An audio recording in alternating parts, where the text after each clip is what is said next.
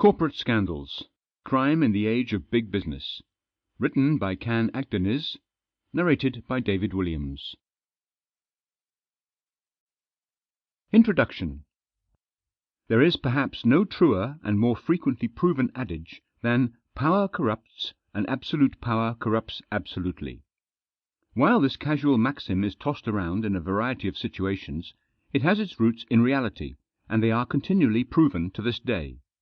We put a premium on power in modern society, throughout the world, and although many people in positions of power are there because they rightfully deserve to be, are the best people for the job, and have respect for the laws and policies in place for their respective industries or countries, there are also those that bend the rules for their own gain. This is a nearly unavoidable symptom of human nature. If we see an opportunity to get ahead in the world, even if it is at the expense of others' well-being, some members of our species will take it. In no way does that make it acceptable, and using the "it's natural" excuse is certainly not admissible in most courts of law. However, bending the rules is often allowed to slip by unnoticed, and has done so for thousands of years. Scraping a bit off the top, working the system, and operating in the grey area of legality are hardly new concepts, and the endless examples make it impossible to constantly police. As soon as laws are made, loopholes are found, and inevitably widened. However, bending the rules and breaking them entirely are two very different things, and when greed and self-assurance grow too strong, or when the fear of getting caught disappears, truly staggering crimes can be perpetrated. The word crime is certainly appropriate, as the gross breach of any established law constitutes a crime. But when these things happen in the world of business, they fall under the more front-page-worthy category of corporate scandals. Scandals come in all shapes and sizes, from sex and drugs to money laundering and murder, and they make for exceptional headlines. Unfortunately, the longer that a series of crimes takes to be exposed, the larger the eventual scandal will be.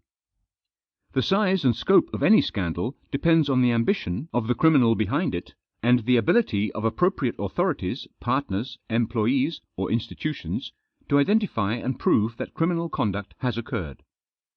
The fact that certain corporate scandals throughout history have been allowed to get to such an extreme level is evidence of much larger problems, either oversight irresponsibility, inherent corruption within powerful organizations, or a global culture that allows a flexible moral standard, or perhaps all of them at once. However, the underlying cultural problems are far beyond the scope of this book. Some insight into the motives and the madness behind these problems is a given, as these stories would hardly be worth telling without a backstory. But analyzing the more intense and comprehensive issues that result in this type of scandal chasing and criminal behavior is simply impossible. Another book, perhaps. While any decent scandal is sure to cause a buzz for a while, and certainly make its rounds in the Twitter sphere and Facebook universe, as well as international news networks and late-night talk shows, it takes something particularly juicy to capture our attention for more than a week or two. We're attracted to scandal in the same way that scandalous corporate stars are attracted to money and power. A more cynical writer might call into question the delay in breaking a good story in the hopes that it would become even more entangled and impressive, but I'll keep my suspicions to myself as much as possible. What interests me more is how it happens. When does the low-hanging fruit become too hard to bear? How is a much easier question than why, and can usually be deduced by finding the loopholes that allowed such a gross oversight to occur.